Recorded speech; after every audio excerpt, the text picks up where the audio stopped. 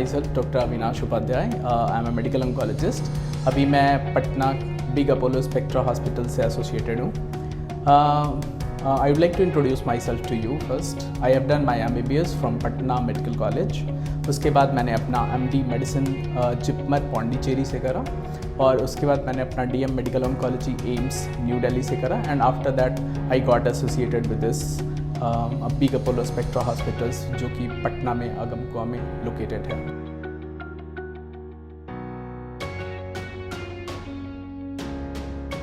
So here I am there with you to share my views on the gynecological cancers. So why gynecological cancers? So महिलाओं में होने वाले cancers में दूसरे number पे cervical cancer, तीसरे नंबर पे ओवेरियन कैंसर। सो इससे आप अंदाज़ा लगा सकते हैं कि गायनेकोलॉजिकल कैंसर्स कितने ज़्यादा हैं और क्यों इम्पॉर्टेंट है डिस्कशन के लिए। सबसे पहले मैं आपको एक जो 5 स्पेक्ट्रम है गायनेकोलॉजिकल कैंसर्स का, mainly cervical cancer, ovarian cancer, endometrial cancer, फिर यंग गर्ल्स में होने वाले जेस्टेशनल न्यूप्लाज्म्स और germ cell tumour of ovaries, ये 5 स्पेक्ट्रम में मैं थोड़ा आपको ब्रीफ करूँगा क्या सिम्टम्स हैं और हमको कैसे अप्रोच करना है और आपको कब आना है हमारे पास।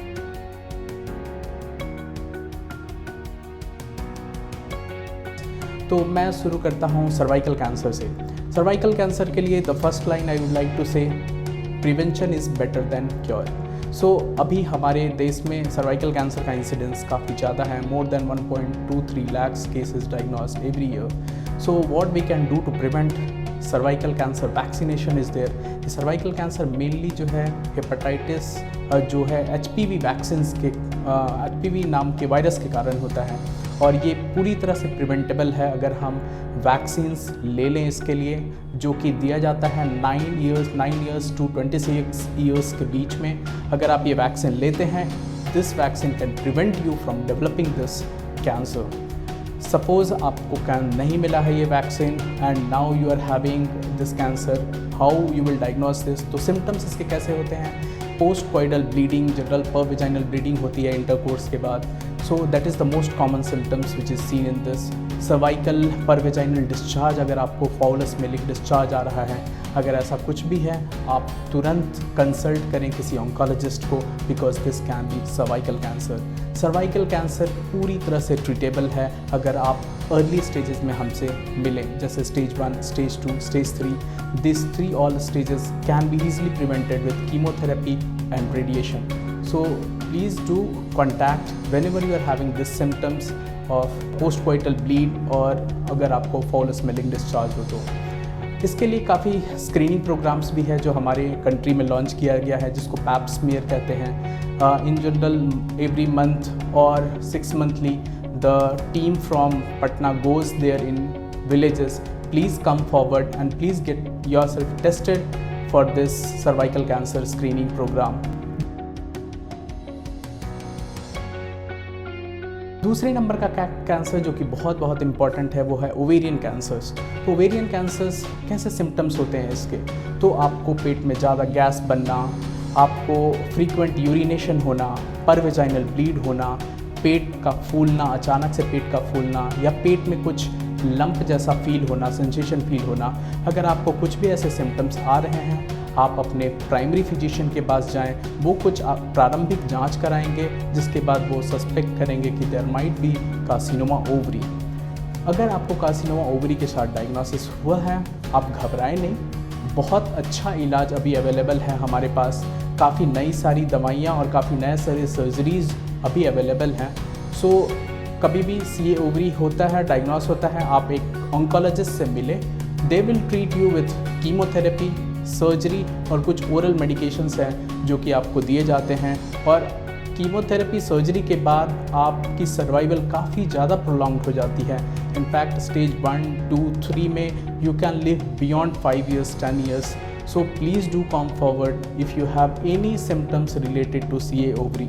ये सबसे इंपॉर्टेंट बात है कि जब भी आपको इस तरह का कैंसर डायग्नोज हो, आप प्राइमरली एक ऑन्कोलॉजिस्ट से मिलें, because first treatment is the best treatment. So जो पहला बार सर्जरी होगा, पहली बार कीमोथेरेपी दी जाएगी, वो किसी अनुभवी ऑन्कोलॉजिस्ट से ही लें, बिकॉज ये ज़रूरी है। जो फर्स्ट ट्रीटमेंट का आउटकम होता है, अगर अच्छे से ट्रीट किया जाए तो इसका आउटकम काफ़ी बेहतर होता है।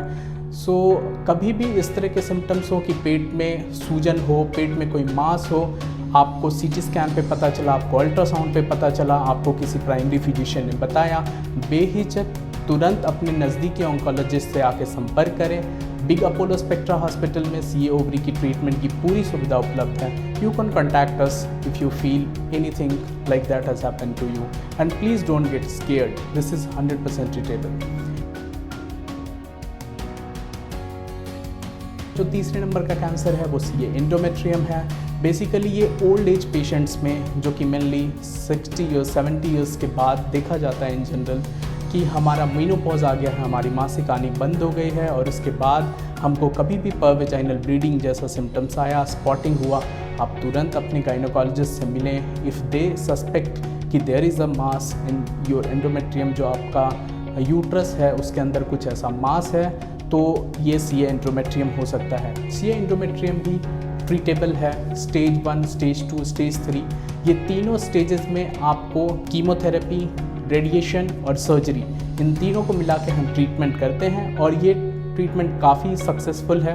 आप बहुत लंबा सर्वाइव कर सकते हैं और ये इन जनरल इनिशियल स्टेज में ही पकड़ा जाता है, because the symptoms is very obvious. जब भी आपको ये इसका CA एंडोमेट्रियम जो है बहुत आसानी से पकड़ा जाता है और इन जनरल अर्ली स्टेज में डायग्नोसिस होता है इसका, क्योंकि इसके सिम्टम्स जो हैं बहुत ऑब्वियस हैं। आपको पोस्ट मिनोपॉजल, जैसे मिनोपॉज होने के बाद, मेंसेस होने के बाद मेंसेस रुक गए हैं और अब ब्लीडिंग हो गया, अचानक से परवेजाइनल ब्लीडिंग हुआ, स्पॉटिंग हुआ, और आप तुरंत अगर किसी गायनेकोलॉजिस्ट से मिल जाते हैं, आप अर्ली स्टेज में आएंगे, आप पूरी तरह से क्योर हो जाएंगे।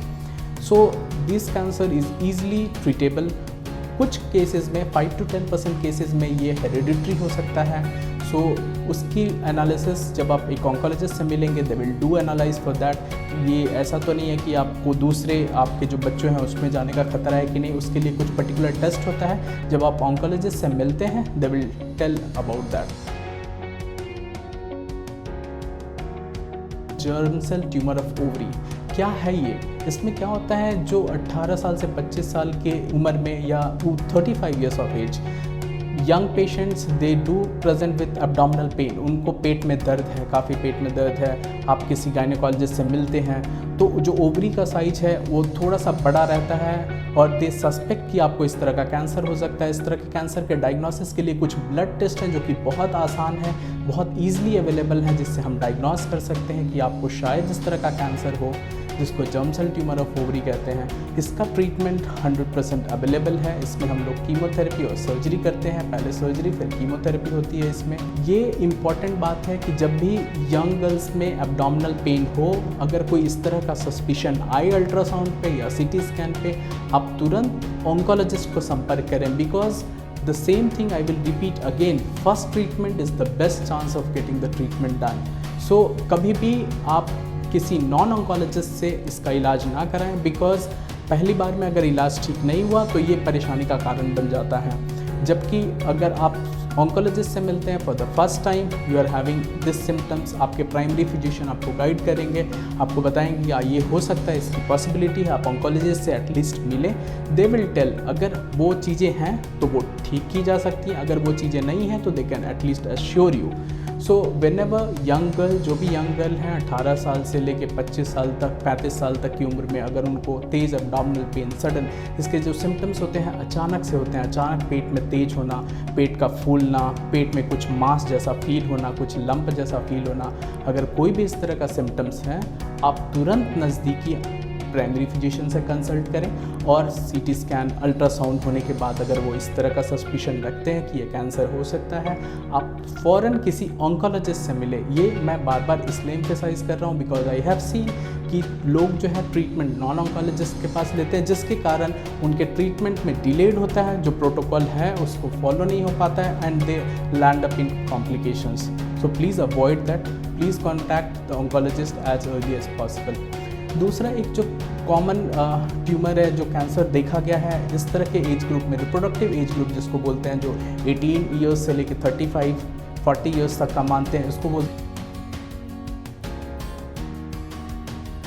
Intestinal ट्रोफोप्लास्ट of neoplasm. इसमें होता क्या है, अगर आप एक्सट्रीम एजेस पे प्रेग्नेंट होते हैं, मान लो आप 16-18 साल की उम्र में प्रेगनेंसी हो रही है, या आपकी प्रेगनेंसी 35, 37, 38 ईयर्स में हो रही है, आपको हिस्ट्री है अबॉर्शंस की, रिकरेंट अबॉर्शंस की, एक बहुत सिंपल सा ब्लड टेस्ट है जिसको बीटा HCG कहते हैं। अगर हम इसकी टेस्ट करें तो हम इस कैंसर्स के बारे में जान पाएंगे, हमको पता चल सकता है कि यहाँ इसका कारण क्या था अबॉर्शन का, and this is also 100% treatable.